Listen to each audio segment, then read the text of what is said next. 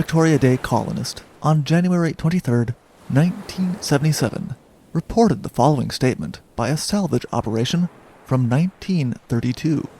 Quote, "On first descending to the Islander on November 1st, I found the ship easily and stood in bewilderment to see her decks caved in. Tons upon tons of sea growth, shells and silt, which had settled upon the decks, had caved them in, and carried them down into the holds in an awful mess of twisted beams and steel plates as sharp as knives. A terrific place to venture in a suit whose puncture at that depth meant instant death. The steel was encrusted with live barnacles to a depth of 2 feet.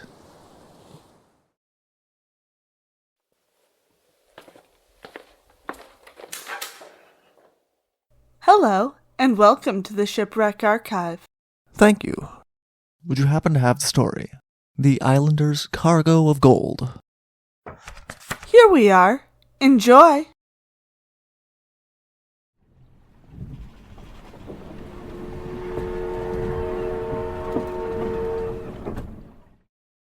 The steel-hulled, twin-screw steamship, the Islander, had been launched in 1888 in Yoker, Scotland, before being acquired by the Canadian Pacific Navigation Company. The 1,495-ton ship was the flagship of the Canadian Pacific Navigation Company fleet, and was called the largest and fastest steamer on the Victoria to Skagway route. The ship was considered to be a well-maintained one, with a good and competent crew and officers, and comfortable cabins.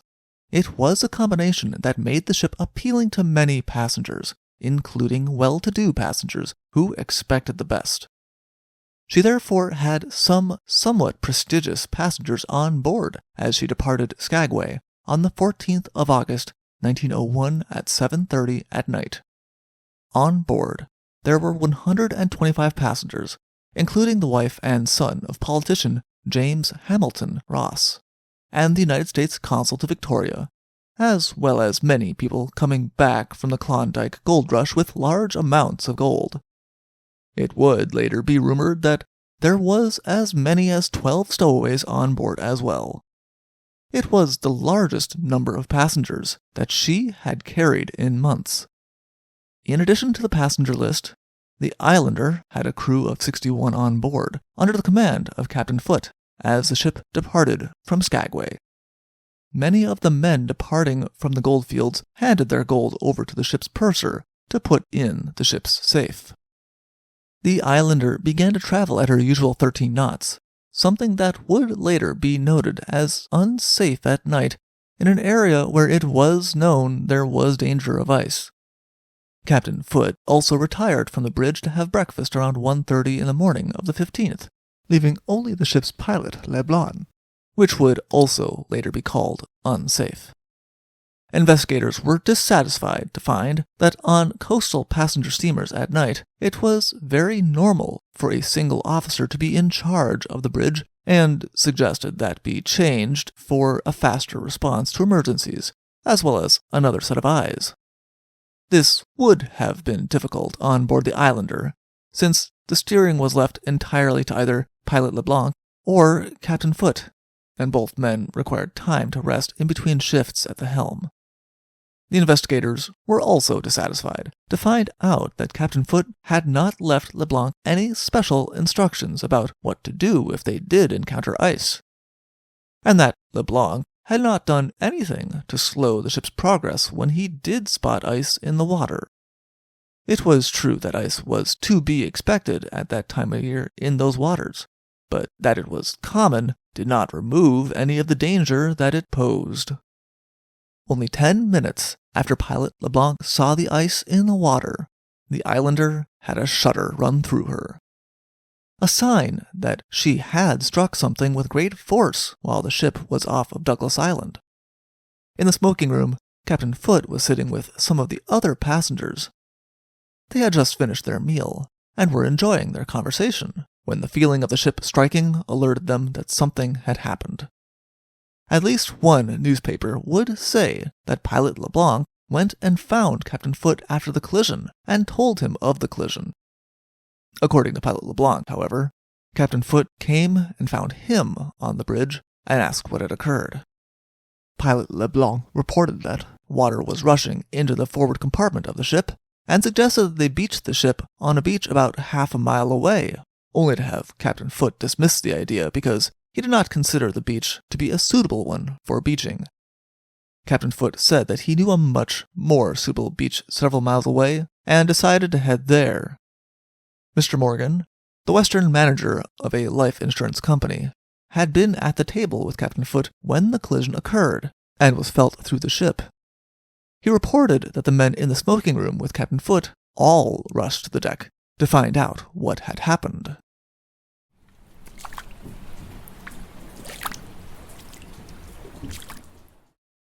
The captain and the group of passengers who he was talking to were not alone in heading quickly to the deck after the collision.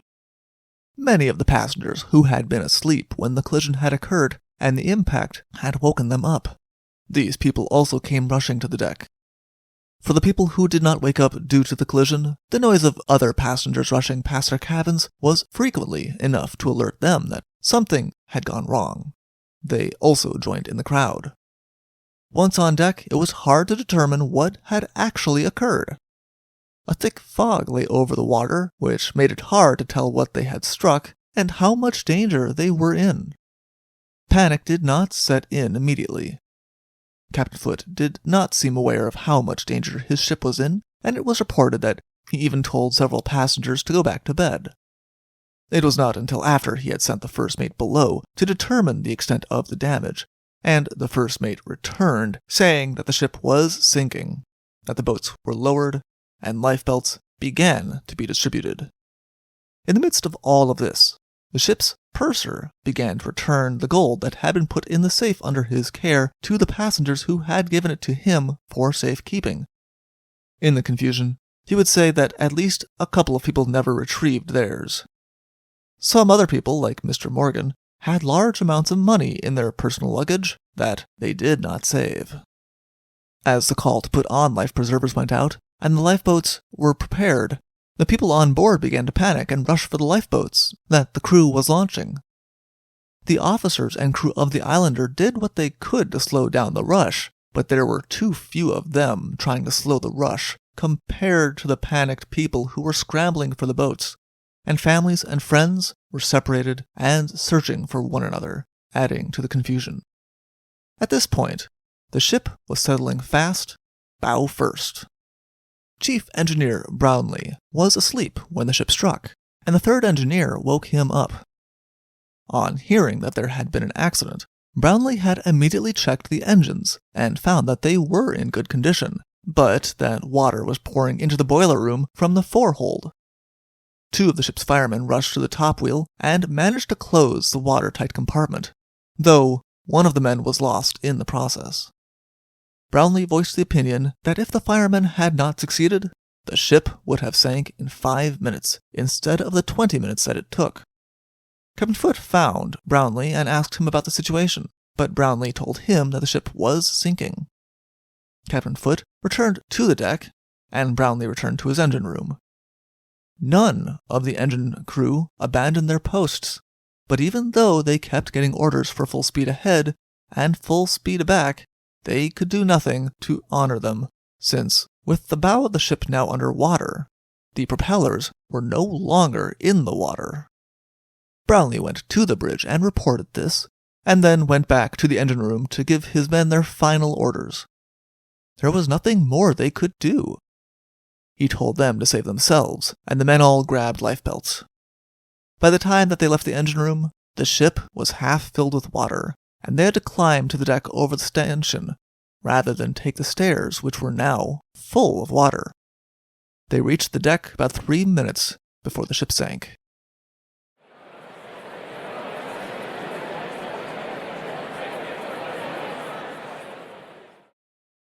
Mr. Morgan, who had come on deck with Captain Foote, helped a couple of ladies of his acquaintance get lifebelts on, and helped lower them into the boats.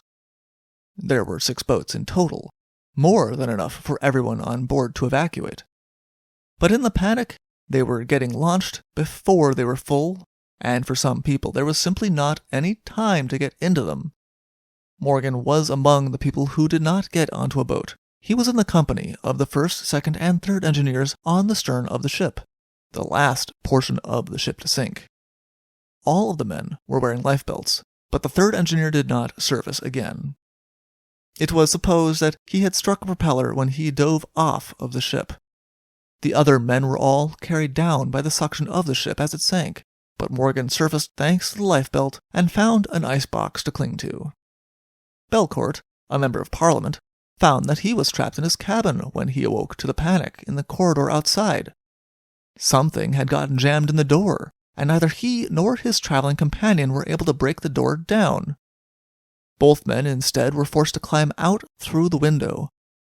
The two men managed to climb up the railing of the Islander, and from there were able to jump into a boat that was passing beneath them. It proved to be the last boat to leave the sinking ship. Dr. Phillips was traveling with his wife and child, and when the ship struck, his wife asked him to go find out what had happened. He told his wife to get dressed just in case, but Dr. Phillips was not able to go investigate first. Just like Belcourt, they found that their cabin door was jammed shut, and they had to work hard to break it down. As they got stuck on deck, they found the ship was sinking, and they tried to jump free only to get caught in the suction as the ship went down, and sucked into a ventilation shaft. Dr. Phillips struck his head and was badly cut near his eye, but was able to catch a hold of the edge of the shaft and not get sucked in. He clung to some wreckage, and was helped onto a raft made of wreckage by Chief Engineer Brownlee, where he was resuscitated, but his wife and child were lost. The people on the boats may have pulled away from the ship, but they had not abandoned the people in the water. People who were in the water found that they were pulled out of the water by people in the boats, including Morgan, who was too weak to climb into the boat himself after several hours floating in freezing water. It will never be known how many people went down with the ship and were lost that way, and how many people were later lost due to exposure in the freezing water. Some of the people who were pulled into the boats were able to be saved, but for some it was too late. Once the boat that picked up Chief Engineer Brownlee reached the beach, Brownlee and the first mate, as well as several officers, launched the boat again and tried to head to the Treadwell mines, about 3 miles from where they had landed, to get help. The men at the oars were too tired to pull against the current, though, and finally, Brownlee got out of the boat on the shore and walked the rest of the way. At the mines, he told the story of what had occurred to the manager of the Miles, who had dispatched 2 small steamers to the scene. Brownlee was able to return to the wreck site just in time to take one of these steamers to Juneau. Also on board of the steamer were the remains of many of the passengers who had been lost.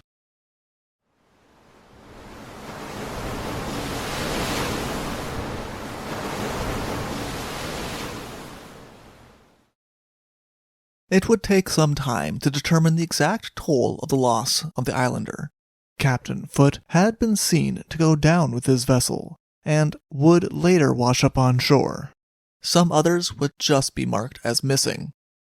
One husband and wife had been separated, and ended up on separate boats, each thinking the other was lost. On reaching the beach, they had each walked in opposite directions, thinking the other would wash up on shore. It was not until they were walking back after a fruitless search that they saw each other and had a tearful reunion. The fate of the wife and child of Yukon Commissioner Ross was of particular public interest. No one had seen them as the ship went down. But when they washed ashore, there was no longer any doubt, and Ross was given the use of a special train so that he and his remaining children could recover the remains. Due to the large amount of furniture that was washing ashore, it was thought by many initially that the boiler had blown up on the ship as she sank and cost more lives, but everyone on the ship denied this. It was therefore assumed that the cabins had blown out due to the high air pressure due to the ship sinking quickly. The number of stowaways on board also muddied the waters when trying to account for how many had been lost, and it was thought that the coal bunkers had been locked and probably trapped the stowaways on board, leading to some people putting the toll of the sinking in the 60s. The firemen quickly disagreed with this, and said that none of the coal bunkers had been locked. Indeed, they knew of only 2 stowaways, and when the 2 men had called for help, they had been assisted by the firemen to safety. In total, the number of people lost in the end was officially placed at 42. A few of the survivors began to tell the newspapers that they believed that the officers had been intoxicated, and that the ship had been poorly equipped with safety equipment. These rumors would circulate for some time, even though other passengers were quick to come to the defense of the crew, and especially the officers, who they said had acted heroically until the end to try to save as many lives as possible.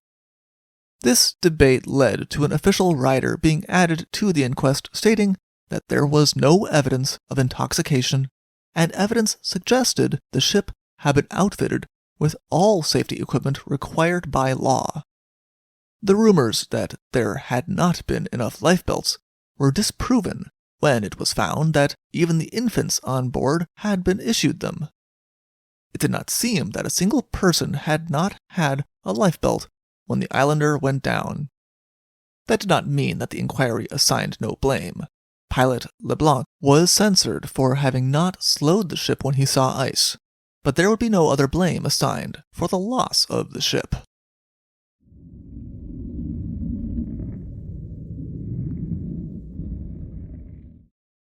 Of much greater interest than the cost of life for the public, though, was how much gold it was rumored the ship was carrying. Almost as soon as the Islander went down, salvage was being talked about.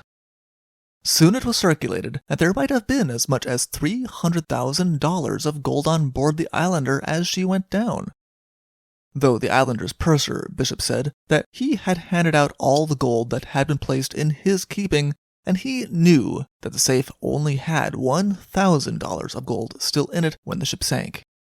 His statement that there was hardly any gold on the Islander ignored the statements of the passengers, some of whom talked about the gold they had been carrying in their luggage, rather than placing it in the safe, and some of whom talked about getting their gold back from the purser only to have abandoned it on the deck of the ship because it was too heavy to carry with them and swim. This had been a wise decision. At least one man had refused to give up his gold, and he sank to the bottom with it.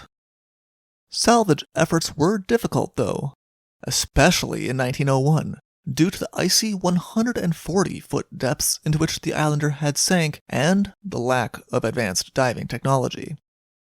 Frank Walters, who successfully salvaged the Princess Sophia, was among those to voice interest in the salvage of the Islander. But it would not be until 1931 when a crew using a diving bell and a dredge got to work on the wreck. The main result of the diving bell was that the crew became certain that there was a sea monster they described as like a crocodile was living in the wreck, and that it could vanish in a flash of phosphorescence if they got close to it. But the dredge did get them some results. They collected $6,000 of gold nuggets and a diamond ring before they abandoned the project because everything else was too deep to reach. The next attempt to salvage the Islander came late the next year and was spearheaded by diver Charles Huckins. After making a survey of the site, the project was abandoned until 1934 when they ran cables under the ship, and on the 25th of July, the hull of the Islander broke the surface of the water again.